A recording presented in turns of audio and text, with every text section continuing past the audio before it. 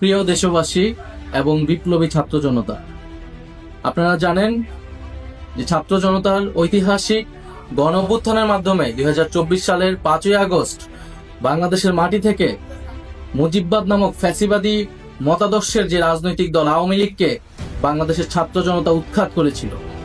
কিন্তু আমরা দুঃখের সাথে দেখছি যে এতদিন হয়ে যাওয়ার পরেও সেই আওয়ামী লীগের ব্যানারে আওয়ামী লীগের লোকেরা এই বাংলাদেশের মাটিতে এখনো মিছিল করার সাহস পায় এবং এই অন্তর্বর্তী সরকারের পক্ষ থেকে তেমন দৃশ্যমান উদ্যোগ নেওয়া হয়নি এই আওয়ামী লীগকে নিষিদ্ধ করার বা আওয়ামী লীগের বিচার কার্যক্রমকে দৃশ্যমান করার।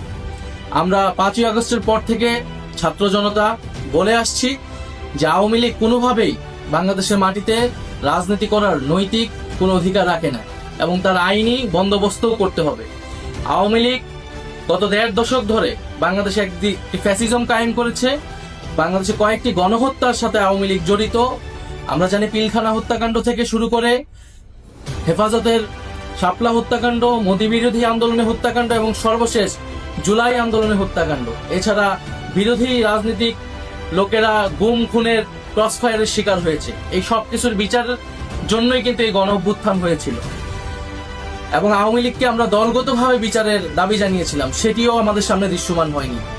ফলে আমরা আবারও রাজপথে নামতেছি, আবারও বলতে চাই যে আওয়ামী লীগকে দলগতভাবে বিচার কার্যক্রমে আওতায় আনতে হবে এবং আওয়ামী লীগের যত অঙ্গ সংগঠন আছে তাদেরকে নিষিদ্ধ করতে হবে। অলরেডি ছাত্রলীগকে নিষিদ্ধ করা হয়েছে, যুবলীগ সহ অন্যান্য অঙ্গ সংগঠনকে নিষিদ্ধ করতে হবে। বিচার চলাকালীন তার নিবন্ধন বাতিল করতে হবে এবং রাজনৈতিক সাংগঠনিক কার্যক্রম নিষিদ্ধ করে আইন বাস্তবায়ন করতে হবে। সেই উদ্দেশ্যে আগামীকাল 2রা মে বাদ জুমা জাতীয় নাগরিক পার্টি ঢাকা মহানগরীর উদ্যোগে বাইতুল মোকাররমের দক্ষিণ গেটে একটি বিক্ষোভ সমাবেশের আয়োজন করা হচ্ছে।